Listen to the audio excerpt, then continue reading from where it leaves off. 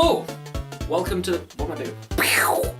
Hello, welcome to the Pixel Tea Party. I'm the optimistic English gamer. A man so British that if I cried, I would cry cups of tea. But I mean, if you imagine that would be horrible because one, it would just burn my eyes. Two, there would be milk coming out my eyes. Three, sugar? It's a bloody good thing I don't cry.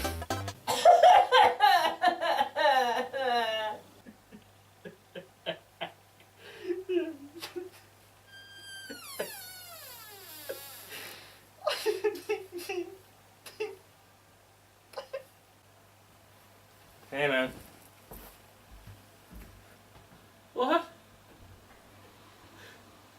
What?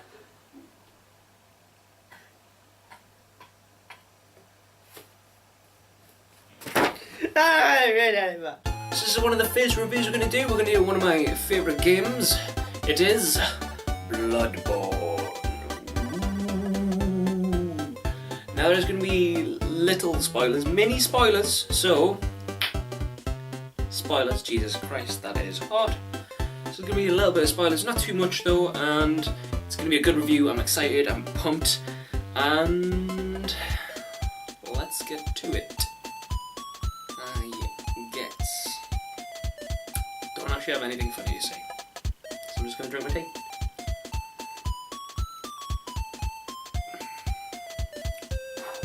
Still hot. Bloodborne, surprisingly, is a game about blood. Some say there is so much blood in it that if you put it all in one place, it would spill out the River Tyne. Ah, where, man? But seriously, Bloodborne, you play as a foreigner and you've travelled to Yharnam because you've got the plague or AIDS or something, and you don't feel so great, so you go to Yharnam, who are renowned for blood transfusions and bloodogenics. So I don't actually know what I'm trying to say, but basically you've got some shit and you go there to get healed, and there is a catch. If you take it, they give you this contract and you're like, yeah, fine, I'm gonna die, I'll take the contract, whatever it is. But did you read the small print? No, you didn't! This is something along the lines of this. By signing this form, you agree to an evil beast in terms of the everlasting ends, made to weird people who speak way too quickly and also super British for some reason.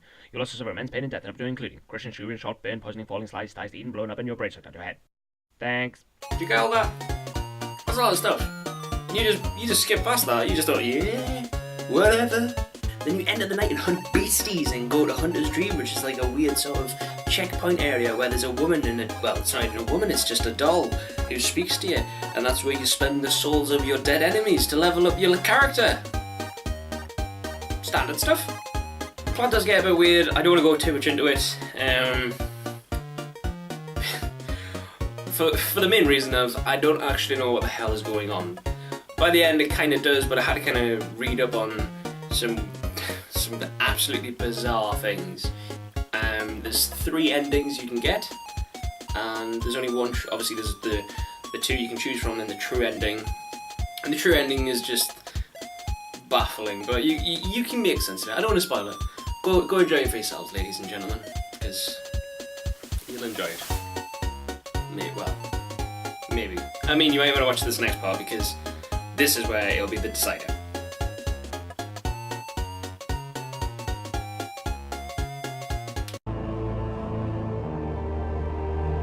Now, the game is it's difficult.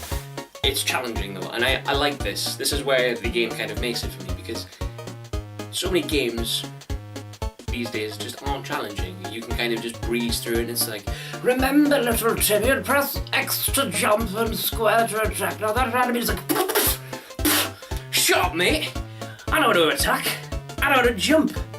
I don't need you and little Timmy telling me what to do. I can figure it out myself. I'm a bit of a smart boy. So you're gonna die in Bloodborne, and that's something you just have to get used to. The enemies are difficult, but then it's kind of your fault if you die because you've messed up the player. It's all to do with counter-attacking and a visceral, which is sort of a risk versus reward.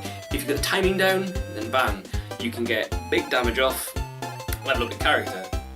When you enter an area, you can kill all the enemies and they'll stay dead until you go back to Hunter's Dream. And when you revisit that area, they'll all respawn. So it's kind of the risk versus reward as well of, do I want to keep venturing to see what I can get and how many people I can kill, get more blood souls, but if you die, you're gonna lose them, fight all your way back through that just to get your blood souls back, and if you die again, then you just don't get them.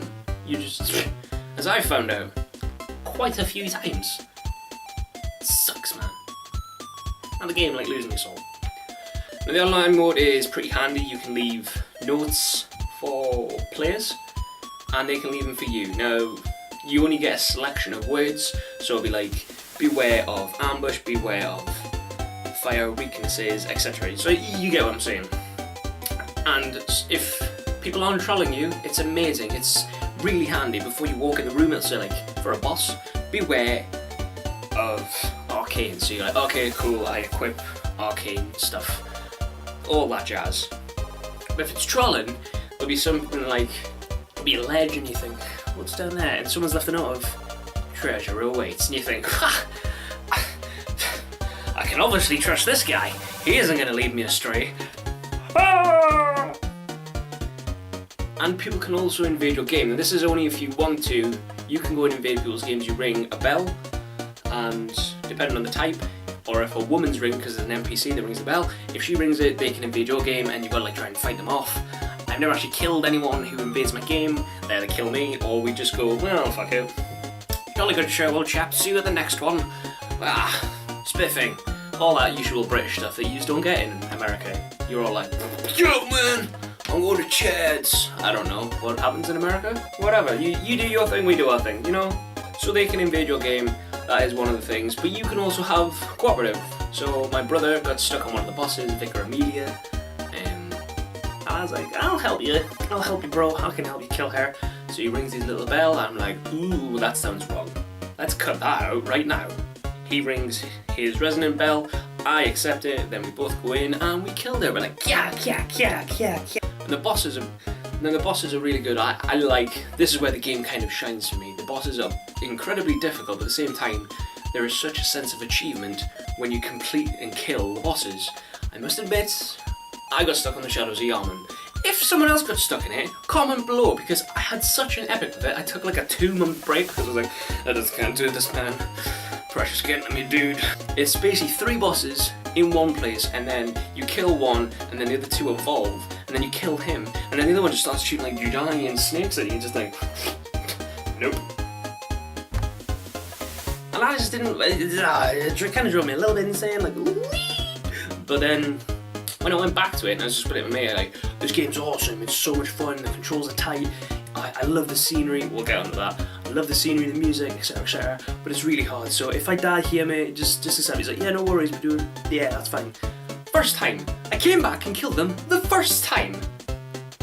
It was both awesome and annoying, because I spent ages trying to kill them. I spent like a good 10 minutes. There's also NPCs you can react with, and if you don't want to speak to them because they all sound super British, by the way, they're all like, jolly good show, hello there, but a bit more like soft spoken, so it's like, hello there, Hunter. How are you? Don't forget to eat your cheese, won't you? It's really weird. And if you don't want to hear that, you can just be like, nah, and just slaughter everyone. You don't have to do anything you want. You can kill everything. It's fun, but it is quite punishing because the guys I try to kill are actually hard. And I accidentally hit one because I just seen a black figure just staring there, and I thought, sneak up on this guy. Boom! And it turned out to be a hunter, and she kicked my ass. Didn't even have to do it. Completely died for nothing. Bollocks. So there's other hunters in the world, and it's just NPCs, and they're kind of, you get a lot of XP from them. They are difficult, harder to kill, but once you've killed them, they stay dead. Now that is good, because you will have, imagine just coming across the same enemy over and over, and you just can't kill them. Nope. But yeah, the hunters are actually much harder than normal enemies, and it just brings up, it's kind of like a mini boss before bosses, but they're in like completely random areas. but they are fun to kill and fight because it's a kind of a mirror of you, and it shows you the weapons that you can get. It's like a sneak peek of things you can get, and it's kind of, you remember when Link fights Shadow Link in Legend of Zelda? It's like that, but you usually lose. And lastly, mechanics. Now, I kind of mentioned them, like the controls and how they work, but the controls are very, very tight and very responsive. It doesn't feel sluggish any way, shape or form. If you're carrying a heavy weapon, you will go slow, yes, but that's then, do you choose to have a heavier weapon to do more damage, or do you choose to have a slower weapon, a quicker weapon that does less damage? You know what I mean? There's a lot of options in the game. All the weapons handle differently. I've tried the wheel, which just sucks. I don't like it at all. And each weapon you have has its normal, and then you press L1, I think, and then it can extend, or if it's the Tonitrus, you can make it electric. Like, boom! The Tonitrus is awesome. I love it. I think I waffled on a bit too much about the gameplay, because I'm down to this much tea. Yep, I don't have that much tea, so I'm gonna we're gonna move on. And the sounds in this game are quality. There's the sound of the weapons clicking in, there's the sound of when you kill an enemy, the screeching. It's some of it is very harrowing, and one of my favourite parts.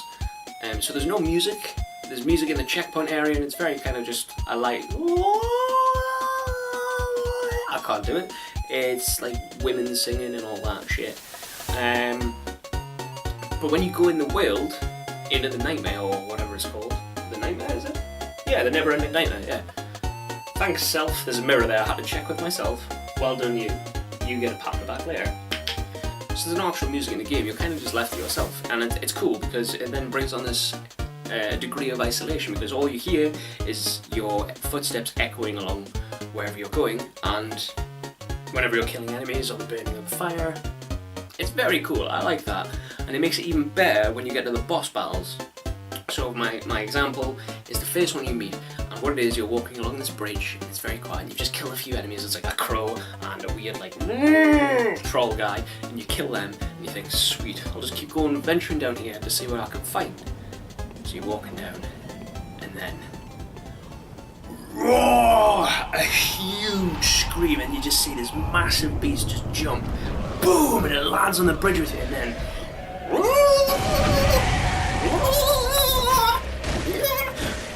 the music kicks in, that kicks in, the beast is standing, you just think, fuck yeah, this is awesome!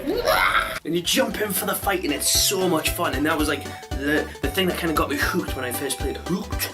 Very hooked when I played the game first. It just makes it that much more epic when you enter all these boss battles, and it's accompanied with this music that's not been in the game until that point. Oh, I just love that. I just think it's so cool that they do that in games. It's amazing. So cool. Now my friends that have seen me play the game, they don't think the scenery's not pretty, because that doesn't work. But they don't like the scenery. They don't think it looks that good. They're like, oh, the colours are just all grey. Yes, it's the never-ending night. However, I actually like the scenery. I think it's done really well. You kind of got the feel. It's kind of got that English feel of the cathedrals, the big giant buildings, huge bridges going across. It's wonderful to look at, and it's not just grades. Now, at certain points in the game, mini spoiler, you kill a boss. I won't say which one, but when you kill him, the moon, which has been shining its huge aura and white light, it kind of feels like it's guiding you towards wherever you need to go and defeat the enemies of the night with your massive face hands. What? So the moon changes and it turns into this blood red, and it just looks awesome. So the first time you walk out, because you usually start in Cathedral Wharves, like the main checkpoint area, and you walk out and you look up, and this just blood red moon is shining back at you, lighting up the entirety of the world, and all the clouds are nice and like an orange or blood red as well. Oh, it just looks so cool. The game does look good in that sort of somber-esque feel, and I think that's quite a hard thing to do, but it's cool. And every time you kill an enemy, like by the end of it, I was wearing this white priest robes, and I slaughtered so many enemies. I came back and I was just covered in red. I mean, I may as well have just dyed them. I was... Submarine, submarine, it's the submarine. I love Bloodborne. It could be in my top 10, I think. It's awesome, there's a really big sense of achievement when you complete it, and even when you're just killing the bosses and leveling up your character. So far, I don't know what the cap is, because I'm on like 103, I think.